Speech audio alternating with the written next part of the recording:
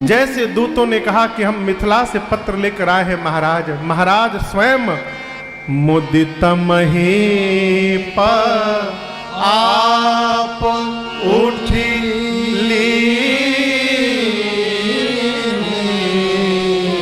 आप सोचिए, भरी सभा में महाराज स्वयं उठ के गए, पत्र लिए और उनकी व्याकुलता का दर्शन करिए। खड़े खड़े पत्र खोलकर अब पढ़ने लगे। पढ़ते जा रहे हैं और परिवर्तन दर्शन करिए। गोस्वामी जी कहते हैं, बारी बिलोचन, नेत्र से झरझर अश्रु निकल रहा है। बाचत पाती पुलक गात आई भरी छाती।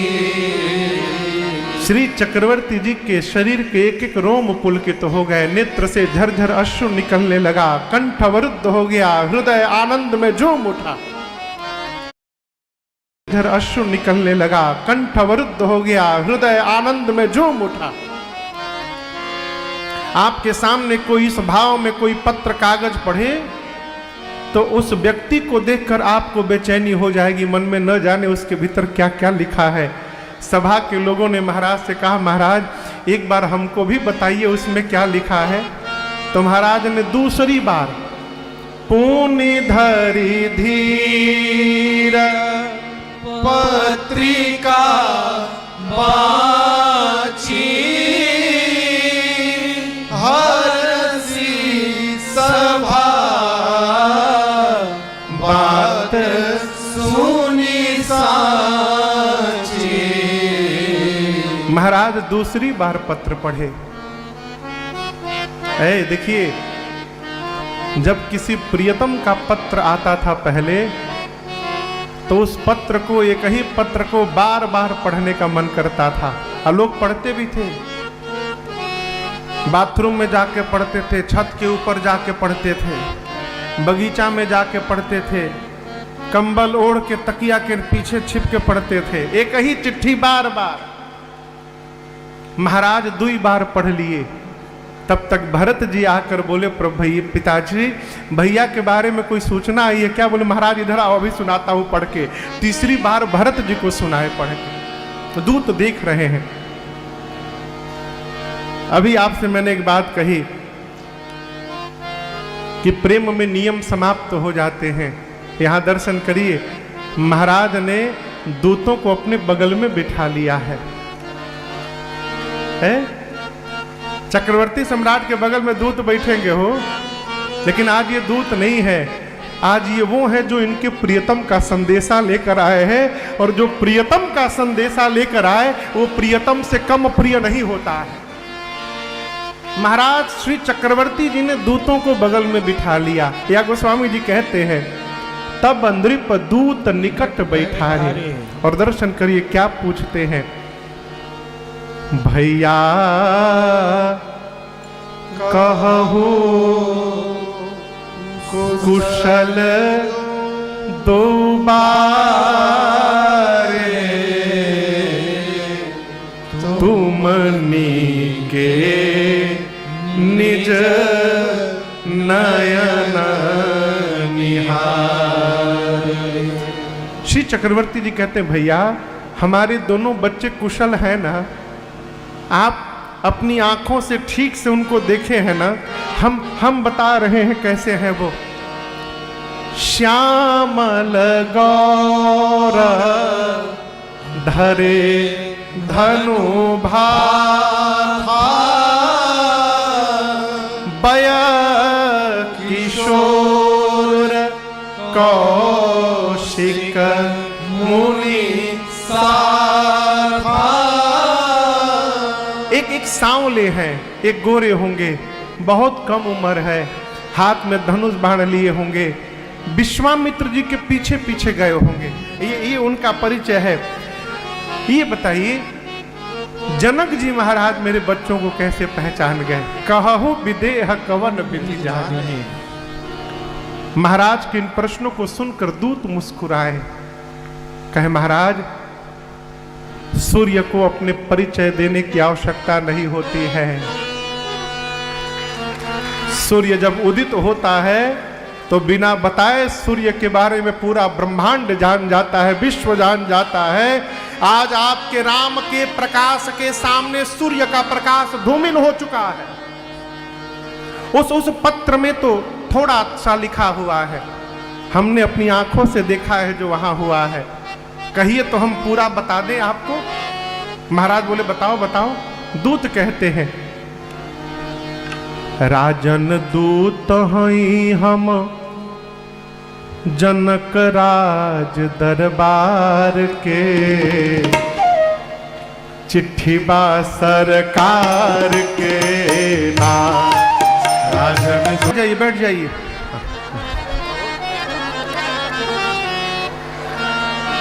दूतों ने कहा, क्या कहा? पढ़ली चिट्ठी के सब बात, लेके आ जाई बरियात। पढ़ली चिट्ठी के सब बात, लेके आ जाई बरियात। कहिया शादी खातिर शुभ दिन, एगो नीमन लगन विचार के, ये चिट्ठी बा सरकार के। दूतों ने जैसे जनकपुर का सारा वृत्तांत धनुष यज्ञ का सुनाया, महाराज इतने आनंद में आ गए। दूत बचन रचना प्रिय लागी, प्रेम प्रताप वीर रस पागी। पूरी सभा के साथ महाराज अनुराग में उतर गए और अपने गले से मणियों मोतियों की माल निकालकर दूतों पर न्यौछावरी लुटा दिए। जैसे महाराज ने माला को न्यौछावरी के रूप में लुटाया है, दूतों ने मणियों के माल को उठाकर सिर से लगाकर प्रणाम किया और श्री चक्रवर्ती जी के चरणों में ले जाकर रख दिया। कहा महाराज हम मिथिला से आए हैं, हमारी मिथिला की एक परंपरा है। हमारे यहाँ महाराज बेटी के घर का पानी पीना भी अधर्म कहा जाता है। हम आपसे कुछ लेंगे तो यह नीति हो जाएगी। जैसे दूतों ने ये बात कही, पूरी अयोध्या की सभा जनक जी महाराज की जय जयकार करने लगी। क्यों? जिस महाराज के दूत के इतने श्रेष्ठ विचार हैं, उस महाराज के कितने श्रेष्ठ विचार होंगे, इसकी कल्पना करके जय जयकार होने लगी। महाराज तुरंत पत्र लिए और गए। कहां गए होंगे? किसको बताने गए होंगे? हाँ, रानियों को। आज का मनुष्य रानिये का लग जाएगा।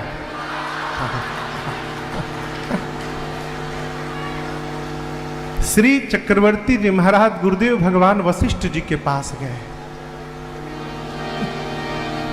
देखिए प्रसंग एक निवेदन करूं, जीवन में जिस व्यक्ति के कारण हम भगवान को प्राप्त कर रहे हैं, तो भगवान को देखने के बाद भगवान को बाद में याद करिए।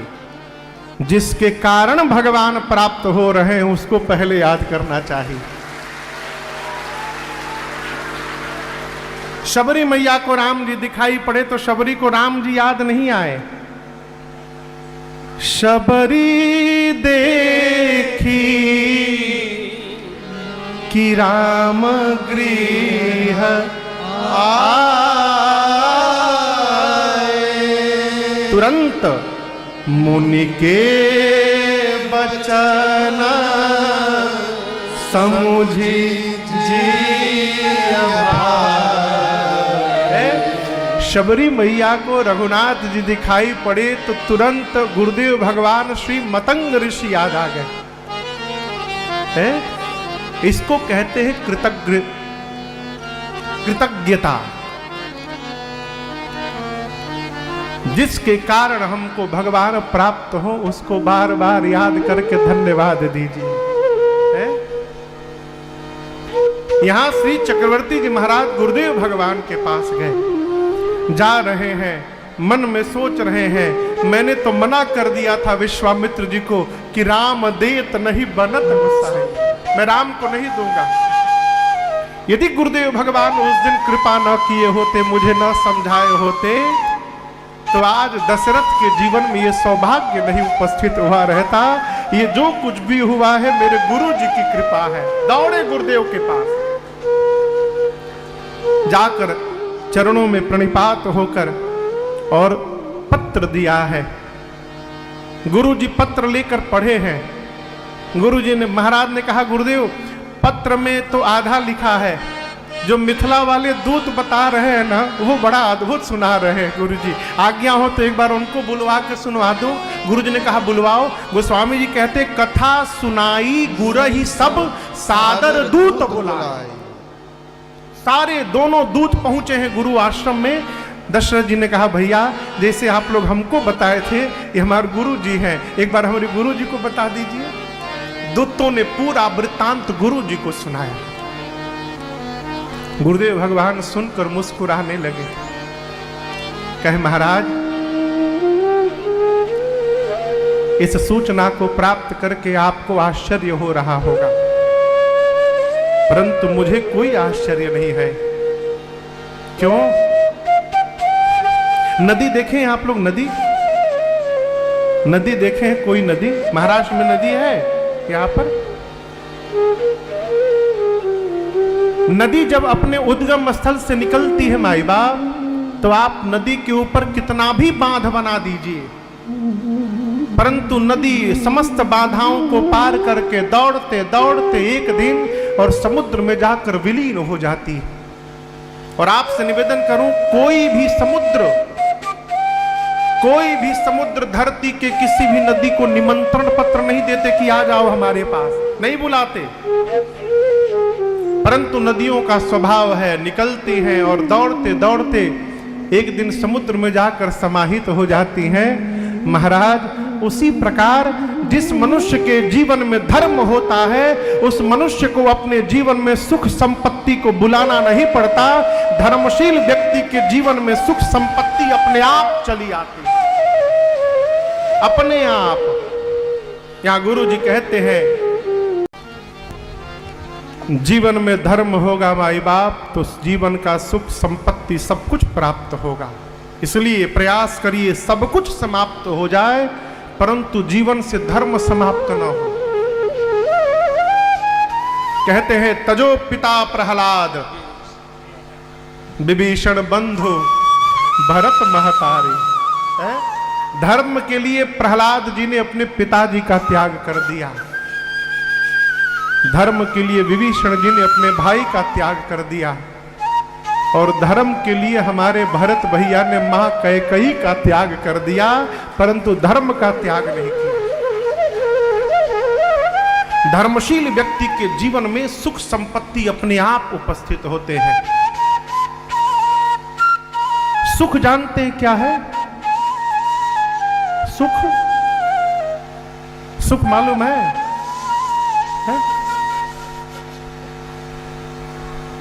एक व्यक्ति को मैं जानता हूं, वो अरबपति हैं, अरबपति, ब्रिजेंद्र भैया अरबपति हैं, बेटा बेटी नहीं है, पति पत्नी है, घर में 15 नौकर हैं। डॉक्टर ने दोनों को कहा है तेल नहीं खाना है, मसाला नहीं खाना है, चीनी नहीं खाना है, नमक नहीं खाना है। वो दोनों पति पत्नी सब्जी उबाल उबाल के खाते हैं, और उन्हीं के घर के किचन में उनके नौकर उन्हीं के सामने उन्हीं के पैसे से 56 भोग बना के खाते हैं, और वो दोनों देखते रहते हैं। आप कहिए वो सुखी हैं?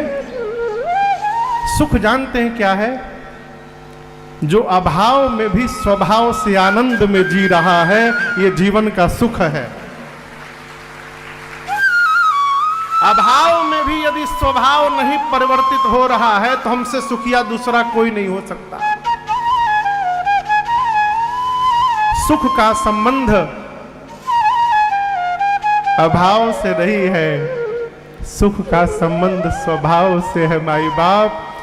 स्वभाव में रोना हो गया तो मनुष्य वैकुंठ में भी रहेगा तो रोता रहेगा, और स्वभाव में यदि आनंद में रहना हो गया तो मेरे रघुनाथ जी की तरह जंगल में भी रहेगा तो आनंद में बना रहेगा। और ये स्वभाव कैसे निर्मित होगा? धर्म से, केवल धर्म से। एक मान के बात रखिएगा, रुपया हो जाने से कोई सुखी नहीं हो सकता।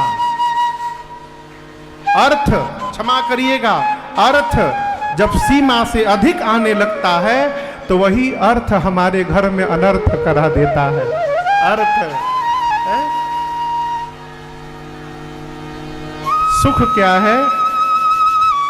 विपत्ति में भी यदि भगवान पर विश्वास बना हुआ है तो ये जीवन का सबसे बड़ा सुख है।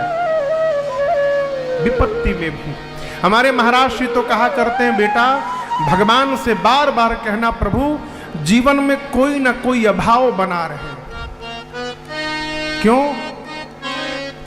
अभाव रहता है तो भगवान को याद करने का स्वभाव बना रहता है। अभाव समाप्त होते सबसे पहला काम होते भगवान भुला जाते हैं। चक्रवर्ती जी से गुरु जी ने कहा कि आपसे बड़ा धर्मशील कोई है? महाराज आपने गुरु की सेवा की, आपने ब्राह्मणों की सेवा की, आपने संतों की सेवा की। गुरुदेव भगवान वशिष्ठ जी कहते हैं, महाराज जब से रघुवंश की स्थापना हुई है तब से लेकर आज तक इस वंश का मैं गुरु हूं। राम जी के जितने पूर्वज हैं सबके गुरु गुरुदेव भगवान वशिष्ठ जी। मैंने आपके समस्त पूर्वजों को देखा है, सब एक से एक अद्भुत राजा भय, लेकिन जैसे आप भय महाराज वैसा कोई नहीं भया, ये मैंने देखा है। और जैसे आप हैं तस पुनीत कौशल्या देवी, जैसे आप हैं महाराज वैसी आपकी कौशल्या जी हैं। और मैं आपके बारे में क्या कहूं? जिस महाराज के घर में साक्षात ब्रह्म बेटा बन के खेल रहा हो, उस महाराज के जीवन के धर्म के बारे में मैं क्या क्या बता पाऊंगा? है राजन रामा सरिस सूत जाके। मैं कहता हूं आज पूरे ब्रह्मांड में तुम ते अधिक पुण्य बड़का के, तुम ते अधिक पुण्य बड़का के। श्री चक्रवर्ती जी की गुरुदेव भगवान ने प्रशंसा की और तुरंत बारात निकासी का मुहूर्त निकाला। यहां समझिएगा, विवाह का मुहूर्त नहीं बताया गुरुजी ने, किस समय बारात प्रस्थान करेगी वो मुहूर्त निकाला, महाराज को दिया। गुरुदेव भगवान को प्रणाम करके चक्रवर्ती जी रनिवास में गए, माताओं को सुनाए पत्र। माताएं आनंद में झूमने लगी। 3 माताएं 3 व्यवहार में लग गई। कौशल्या मैया ब्राह्मणों को बुलाकर दान देने लगी। कैकेयी मैया बारात की सज्जा में लग गई। सुमित्रा मैया द्वार पर चौक बनाने लग गई। बारात अयोध्या में सजी है। कहते हैं एक एक बाराती के पास 10-10 सूटकेस कपड़े हैं। क्यों? आजकल वाली बारात नहीं है। यहां बारात में जाना है तो कब लौट के आना है किसी को नहीं मालूम, इसलिए पूरा सामान लोग भरे हैं। दिव्य सुंदर रथ पर गुरुदेव भगवान को बिठाया। महाराज ने बगल के रथ पर अपने बैठे। गुरु जी के साथ चक्रवर्ती जी आज ऐसे लग रहे हैं मानो देव गुरु बृहस्पति के साथ देवराज इंद्र आके खड़े हो गए हों, इतना दिव्य स्वरूप निकल के आया। भरत जी और शत्रुघ्न भैया अपने अपने अश्व पर आरूढ़ हुए। पूरी बारात सजी। महात्मा संत कीर्तन करने लगे, नगाड़े बजने लगे, जय घोष हुआ। बोलिए सियावर रामचंद्र भगवान